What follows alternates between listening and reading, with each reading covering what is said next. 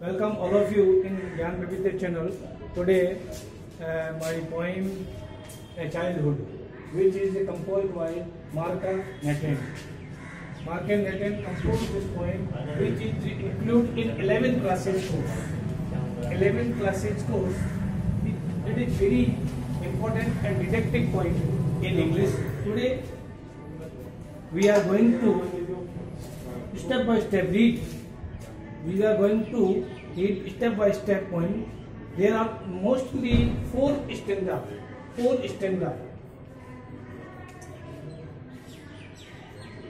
The poet Marcus describe childhood life.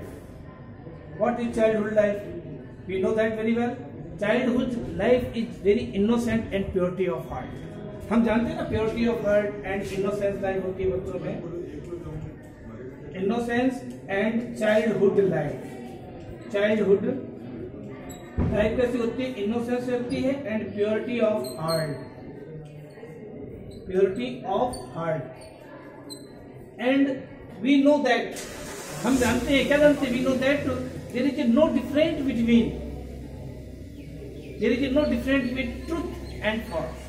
सच और असत्य में क्या फर्क है इस एज के अंदर नहीं जानते, क्योंकि हमारा हार्ट कैसा होता है?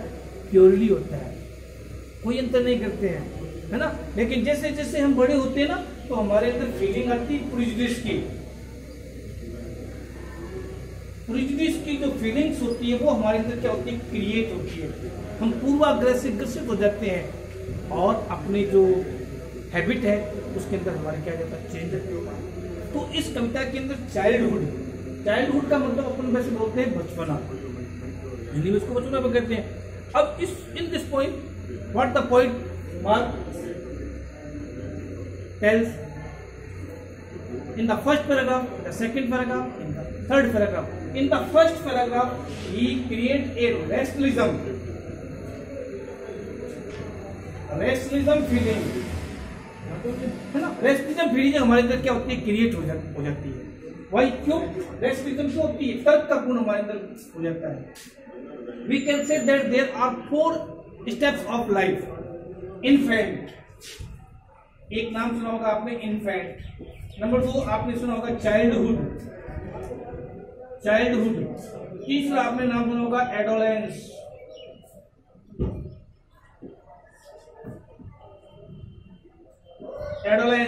Childhood, infant and adult. अब एडल्ट लाइफ होती है, एक किशोरावस्था होती है, एक चाइल्डहुड होती है, एक शिशु अवस्था होती है. तो कवि ने क्या किया, मार्कस ने क्या किया, बड़े स्टेप बाय स्टेप इसको बड़ा ही अच्छा सुंदर ढंग से डिस्क्राइब किया है. I am reading step by step poem. Listen it.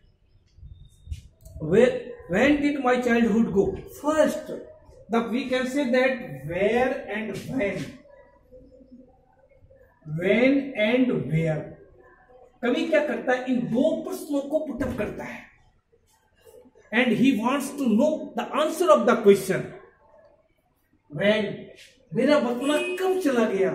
और in the concluding stanza of the poem, where is my childhood? मेरा बचपना कहाँ है? तो in the concluding line के अंदर क्या होता है? he can get या he gets, प्राप्त करता है द रियलिटी ऑफ लाइफ. जीवन की जो वास्तविकता है उसको वो क्या करता है? गेन करता है. तो क्वेश्चन से प्रारंभ होता है when and where. In the first, second and third paragraph he wants to know when my child is, when did my childhood go, when did, कब चला गया मेरा बचपना, है ना. कब मैं इतने साल का हो गया. कोई और भी थी, कभी मुझे मालूम ही नहीं पड़ा मैं इतने साल का हो गया. मैं कुछ रचना करना चाहता था लेकिन मैं कविता की रचना नहीं कर सका क्योंकि मुझे मालूम ही नहीं था. मिल्टन की कविता है, मिल्टन की एक कविता है ऑन हिज ब्लाइंडनेस. उसके अंदर वो ये सोचता है कि मुझे मालूम ही नहीं कि इतनी जल्दी अंदर मेरी एज चली जाएगी. वो अपनी एज को समझ ही नहीं पाया था क्योंकि he wants to compose any words in praise of fight. वो कुछ रचना करना चाहता था लेकिन वो अपनी मैच्योरिटी को समझ नहीं पाया. तो मिल्टन की कविता से ये एक प्रकार की कविता सिमिलरिटी है. अब ये कैसे सिमिलरिटी है? तो व्हेन, तो पहला पैराग्राफ क्या लिखा है? When did my childhood go, was it in the day I cease to be a 11, और मैं इतनी जल्दी समाप्त हो जाएगा, मेरे 11 साल समाप्त हो जाएंगे और मैं 12वीं साल में आ जाऊंगा, मुझे मालूम ही नहीं था। When did कब हुआ? When did my childhood go? Was it the day I ceased to be 11? Was in the a time I realized that hell and heaven, और मैंने फिर क्या महसूस किया? हेवन और हेल, क्योंकि हमारे जो एडल्ट होते हैं, हमारे फोर फादर्स होते हैं, हेवन और हेल के अंदर डिफरेंस हो जाते हैं कि हेल में कौन जाता है और हेवन में कौन जाता है। हेवन का मतलब होता है स्वर्ग और हेल का मतलब क्या होता है? नरक। तो what is the difference between hello and haven? तो कभी क्या कहता है, what is the time I live, जब मैंने महसूस किया hello and haven could not be A found in A geography. एक ज्योग्राफी जानते हो ना, सब्जेक्ट होता है ज्योग्राफी के विषय के अंदर हम इस चीज को नहीं देख सकते हैं। अगर हम उसको सर्च करें, where is the heaven and hell and where is the God, because एक बच्चा आदमी क्या करता है, ही बिलीव्स इन गॉड, वो भगवान में विश्वास करता है। If you want to search in the geography book, you can not get it in the geography. It is the result of our work, ये तो हमारे कार्य का परिणाम है। If we want to see the god of Proteus, एक William Wordsworth की poem भी है, The world is too much with us। वो कहता है कि यदि हम भगवान के दर्शन करना चाहते हैं तो हमें प्रकृति में आना चाहिए और तब जाके हम क्या कर सकते हैं, गॉड के दर्शन कर सकते हैं, है ना। आपने पढ़ी ना, The world is too much with us, 9th class में थी। सिमिलरिटी वही लाइनें यहाँ पर मिलती जुलती है। मिल्टन की कविता है ना, विलियम वर्ड्सवर्थ की कविता है, उससे ये दोनों, ये कविता है मार्कर की, ये क्या हो रही है, मिल रही है। Okay, and therefore could not be was that day, वो दिन कहाँ चले गए, मैं उसको नहीं पा सकता। Hell and heaven were not a real palaces, we can say that heaven and hell are not real palace in the world. संसार में वास्तविकता नहीं है, it is only for a product of imagination, we can say that it is only for a product of imagination. केवल ये हमारी काल्पनिक है, रेसुलिज्म प्रोडक्ट है ये। अब हम क्या करते हैं, उसमें ज्योग्राफी की किताब के अंदर हेवन और हेल को ढूंढना चाहते हैं, तो क्या आप सच कर सकते हैं? नहीं कर सकते, केवल आपका प्रोडक्ट है, इमेजिनेशन है। तो अपन पहले पैराग्राफ के अंदर रेसुलिज्म and product of imagination, we can say that it is only a product of imagination. Imagination ये केवल हमारी कल्पना की क्या है, और हम गॉड को सर्च कर सकते हैं। और हेल और हेवन क्या है, it is not a real palaces, ये कोई वास्तविकता नहीं है। तो कभी कहता है कि मैं 11 साल का हो गया और 11 साल के होने के बाद में 12 साल के अंदर एंट्रेंस किया, मुझे पता ही नहीं, मैं जान ही नहीं पाया कब मेरा बचपना क्या हो गया, चला गया। ठीक है ना, when did my childhood go, पहली लाइन ये बार बार repeat it again and again. It is a kind of figure of speech, a alliteration figure, we can say that it is a alliteration figure of speech, alliteration figure of speech. When did my childhood go, मेरा बचपना कहाँ चला गया, ये question बार बार कभी क्या करता है, he wants to know the answer of the question. वह इस प्रश्न का उत्तर जानने का प्रयास करता है कि उसका बचपना कहाँ चला गया, वो 11 साल का हो गया, उसे मालूम ही नहीं पड़ा। In the second paragraph, where did my childhood go, मेरा बचपना कहाँ गया, where was it the time I realize that a adult were not all the a seem to be, they talk to love and a preached of love. In the second paragraph, हमारे जो adult क्या करते हैं, preach करते हैं, उपदेश देते हैं, हमको सिखाते हैं कि हमारे अंदर फीलिंग ऑफ लव होनी चाहिए, बट उनके कहने में डूइंग एंड सेइंग में डिफरेंस है। डूइंग एंड सेइंग, क्या कर रहे हैं, क्या कह रहे हैं, कहते कुछ है, कर रहे कुछ है। तो इस बचपन, इसमें क्या होता है, मेरे चाइल्डहुड के अंदर जो एडल्ट हमको कहते हैं, वो हमको कहते हैं हमें भाईचारे के साथ रहना चाहिए, हमें प्रेम के साथ रहना चाहिए, कहते हैं ना, वो प्रिंसिप देते हैं, उपदेश देते हैं, लेकिन वो रियल लाइफ से क्या होते हैं, डिफरेंस होते हैं। तो ये क्या कह रहा है, all the seems to be, they talked of love, they talk of love, वो किसकी बातें करते हैं? प्रेम की। एंड प्रीच ऑफ लव, और उपदेश देते हैं प्रेम का, ब्रदरहुड की फीलिंग, प्रेम के साथ रहना, अफेक्शन के साथ रहना, ये हमको बताते हैं। बट उनके मन में कुछ और होता है, डिफरेंस होता है। विलियम शेक्सपियर की भी आपने पोएम पढ़ी थी, तो 12th में थी, द 7 एजेस ऑफ मैन। उसमें 7 अवस्थाओं की लाइफ के बारे में था। पहला इन्फेंट था, फिर चाइल्डहुड था, फिर एडल्ट भी था, और फिर एडोलेंस था भी, और फिर ओल्ड एज भी था, है ना, एंड सेकंड चाइल्डिशनेस था। तो 7 एजेस की अवस्थाओं के बारे में बताया गया था ना। इस कविता में केवल इन्फेंट के बारे में, चाइल्डहुड के बारे में, एडल्ट के बारे में और एडोलेंस के बारे में बताया गया। तो ये 4 अवस्थाओं के 4 पैराग्राफ में उन्होंने किस प्रकार से कविता बताई है। तो पहले एक पैराग्राफ में उसने क्या बताया था? रेस्टलिज्म एंड प्रोडक्टिव। और दूसरे पैराग्राफ में उसने क्या बताया है? हम लोग जो हमारे सीनियर्स हैं, सीनियर्स हमको क्या प्रीच देते हैं, प्रीच ऑफ लव की जो भावना क्रिएट करते हैं, but did not act of lovingly, did not act, जैसा वो कहते हैं ना, दे आर सेइंग, है ना, वो ऐसा करते नहीं है। कहते तो प्रेम क्या है, प्रीच का लव ऑफ फीलिंग बताते हैं, but they did not do it, लेकिन but they did not act, लेकिन वो ऐसा कार्य नहीं करते हैं। And was that the day, और वो दिन मेरे से कहाँ चला गया। फिर कभी पछता है कि इतना जल्दी में मेरा बचपना चला जाएगा, मुझे मालूम ही नहीं पड़ा और मैं समझा ही नहीं। Where did my childhood go, in the 3rd paragraph. फिर देखिए, where is my childhood go, मेरा बचपना कहाँ चला गया। Was it when I found my mind was really mind. अब इसके अंदर उस बच्चे के अंदर क्या हो जाए, इंडिविजुअलिटी फीलिंग आ गई है, खुद अपने पैरों पर वो क्या हो गया, स्टैंड हो गया। उसका वे ऑफ वर्क है ना, वो डिफरेंस हो गया। We can say that the way of difference are different from a common person. एक सामान्य व्यक्ति से उसका जो क्या है, बोलो, सामान्य व्यक्ति से उसके काम करने का जो मेथड है वो क्या है, अलग है। एंड उसकी थिंकिंग क्या है, इंडिविजुअलिटी है। वो कहता है क्योंकि उसके अंदर क्रिएटिविटी वो क्रिएट हो गई है, और वो खुद उसके अंदर समझ आने लगी है। एडोलेंस एज के अंदर आ गया है, किशोरावस्था है ना। स्टडी हॉल में क्या करता है ना, एकदम स्ट्रगल लाइफ होती है जीवन के अंदर। बढ़ना और बिगड़ना इसी एज के अंदर होता है, 11 से लेकर 18 साल के अंदर, है ना। तो बच्चा अच्छा भी बनता है, लेकिन उसके अंदर जो लॉजिकली बातें हैं ना, वो बच्चा क्या करने लगता है। आपसे बच्चा देखना 11 से 18 साल के बीच में क्या करना है, लॉजिकली वो आपसे आर्गूमेंट करता है। वाई, क्यों? It is the age of adolescence, क्योंकि ये किशोरावस्था की होती है। तो मेरा बचपना कहाँ चला गया, that I found my mind was a really mind. मैंने अपने बच्चे को खुद सोचा कि अरे मैं अपने मस्तिष्क से सोचूं, अपने वे ऑफ जो प्रोडक्ट है, अपने आप इंडिविजुअलिटी वर्क करना चाहता है।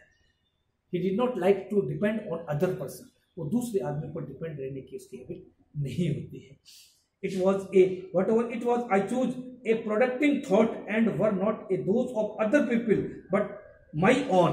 मेरे खुद के विचार होते हैं, of my alone, अकेला रहना चाहता है, that फिर वही लाइन वापस रिपीट हो। Concluding line and beginning lines are same in this point, in the 3 stanza. अब 3 स्टैंजा के अंदर last and final, where did my childhood. अब where did my childhood go. First question था when did my childhood go, first, and second when के स्थान पर अपन ने किसका प्रयोग किया, where did my childhood go, where did and where did, when and where did my childhood. In the 4th paragraph, the concluding stanza of the poem, the poet wants to tell the innocence and purity of heart. आपने देखा होगा बच्चे के अंदर purity of heart होता है, उसके अंदर कोई डिफरेंस नहीं होता है, वो मेल एंड फीमेल में कोई डिफरेंस नहीं करता है। वो उसके अंदर जब अपन क्या करते हैं, प्रेजुडिस की फीलिंग भरते हैं, उसको अंदर गुड और बैड के बारे में अपन उसको प्रोवाइड करते हैं, तो बच्चे में क्या हो जाता है, वो इस चीज़ का आ जाता है, और फिर वो बच्चा क्या करने लग जाता है, प्रेजुडिस के कारण वो डिफरेंस करना सीख जाता है। Otherwise they are completely full of innocence. अन्यथा वो फुल ऑफ क्या होता है, इनोसेंस से क्या होता है, उसके अंदर प्योरिटी ऑफ हार्ट होता है ना। लेकिन वो ही उसके अंदर इल बिहेव कम करने लगता है, उसके अंदर इमेज कम आने लगती है ना, उसके अंदर बुराइयां कम आने लगती है, जब उसके अंदर इस प्रकार के कार्य समाज में उसको देखने को मिलता है। तो in the fourth paragraph, where did my childhood go, it went to some of forgotten palace. हम लोग भूल जाते हैं, हम जब बच्चों के साथ हम क्या करते हैं, खेलते हैं, उनके साथ खेलते हैं ना, तब वही बचपना याद आता है। तो वास्तव में जो चाइल्डहुड है वो हम क्या हो जाते हैं, भूल जाते हैं। और वो चाइल्डहुड को वेयर डिड हम कहां प्राप्त कर सकते हैं, on the faces of infant. We can say that we can get on the faces of infant. हम उनके चेहरों पर, बच्चों के चेहरों पर उसको क्या कर सकते हैं, प्राप्त कर सकते हैं। किसको बोलो, चाइल्डहुड को। हम अपने चाइल्डहुड को उनके चेहरे पर प्राप्त कर सकते हैं। That's hidden in an infant face. That hidden, जो छिपी हुई होती है, हिडन मीन्स जानते हो ना, हिडन मीन्स छिपा हुआ। हिडन्स ऑन द इन्फेंट फेसेस, जो बच्चों के चेहरों पर क्या होती है, छिपी हुई होती है। दैट ऑल आई नो, और जिसे हम जानते हैं। जब उन बच्चों के साथ, हम बच्चों के साथ खेलते हैं तो हमें अपना बचपना वापस क्या करता है, याद आ जाता है। Very important and significant point in English compulsory in 11th class in RBSC level. I am telling you some question, है ना? Tell me answer of the question. Okay, first question, where did the poet think of hell and heaven where he was a child? When a child he thought that hell and heaven were not real place, were real place, one gone in after one's death. देखिए ये कितना अच्छा quotation है, वापस सुनिएगा। One goes to after once death, one goes to after once death. जिसको हर किसी को हेवन और स्वर्ग में, नरक या स्वर्ग में पढ़ने के बाद क्या करना पड़ता है, he had to go from this world, इसको जाना पड़ता है। एक रॉबर्ट फ्रॉस्ट की पोइम थी, मुझे याद नहीं आ रही, वर्चित पोइम थी रॉबर्ट फ्रॉस्ट की। वो कहता था कि the earth is the best place, पृथ्वी सबसे बढ़िया स्थान है रहने के लिए। लोग कहते हैं हेवन और हेल के अंदर एंजॉय है। तो रॉबर्ट फ्रॉस्ट कहता है वर्चित पोएम के अंदर कि जब वो अपने झूले से झूलता है, स्विंग करता है, और फिर जब जमीन पर आता है तो उसको बड़ा एंजॉय आता है। फिर वो वापस ऊपर जाता है तो वो कहता है कि उठना, अप एंड डाउन, ये तो जीवन के पहलू है, बट रियल लाइफ क्या है, ऑन द अर्थ, पृथ्वी एक सबसे बढ़िया रहने की, स्वर्ग और नरक रहने के लिए अच्छा स्थान नहीं है। तो रॉबर्ट फ्रॉस्ट की पोएम। तो कहने का मतलब ये हो गया कि मैं आपने वर्ड्सवर्थ को याद किया, रॉबर्ट फ्रॉस्ट को याद किया और मिल्टन को याद किया। मिल्टन भी कहता था कि मुझे मालूम ही नहीं पड़ा, मैं 24 साल का हो गया और मैंने कोई कंपोज की रचना ही नहीं की। वो पोएम इस पोएम से थोड़ा सा कंपेरिजन है, कंपेरिजन बिटवीन थ्री पोएम्स। इसको तुलना कर सकते हो, क्योंकि कवि की जो फीलिंग्स होती ना, उनकी फीलिंग्स को कवि क्या करता है, अपनी एक्सप्रेस करता है पोएम का। ओके, तो इस क्वेश्चन को देख लेना। Where did he think how to hell and heaven, फिर है how does a rationalism affect childhood, किस प्रकार से रेशनलिज्म है ना वो एक बच्चे को अफेक्ट करता है, ये क्वेश्चन देखना।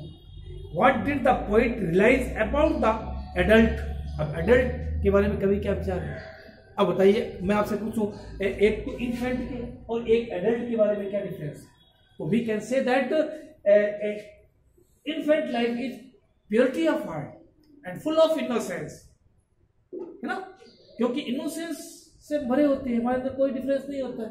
और एडल्ट के अंदर they are saying and they are doing different, कहते कुछ है, प्रीच कुछ कहते हैं, उपदेश देते हैं और उसका इम्प्लीमेंट अलग ढंग से करते हैं। तो एडल्ट के अंदर इस प्रकार की फीलिंग आ जाती है कि वो कथनी और करने में क्या होता है, डिफरेंस करते हैं। लेकिन एक बच्चा कथनी और करने में डिफरेंस नहीं करेगा। जो चीज मेरे को दी वो किसी एक अननोन पर्सन को दे, क्यों, उसके अंदर कोई डिफरेंस की फीलिंग ही नहीं है। लेकिन जब वो प्रेजुडिस से हो जाएगा, इन्फ्लुएंस, तब वो अंतर करना सीख जाएगा। तो एडल्ट की लाइफ और इनोसेंस की लाइफ है, दोनों में क्या डिफरेंस है, very important questions and difference, context and explanation and critical note, इसको लिखना। ये कविता किसके द्वारा लिखी गई है, first paragraph, second paragraph, third paragraph and concluding paragraph. In the first, second, third paragraph, he wants to know where did my childhood go. He wants to know the answer of the question, when did my childhood go. In the concluding stanza, he wants where did my childhood गो कहाँ चला गया, और last में वो कहता है एकदम differ 3 paragraph से है, और वो बच्चों के चेहरे पर हम क्या कर सकते हैं, देख सकते हैं। Thank you everybody, see you again tomorrow, keep smile, keep practice, okay bye.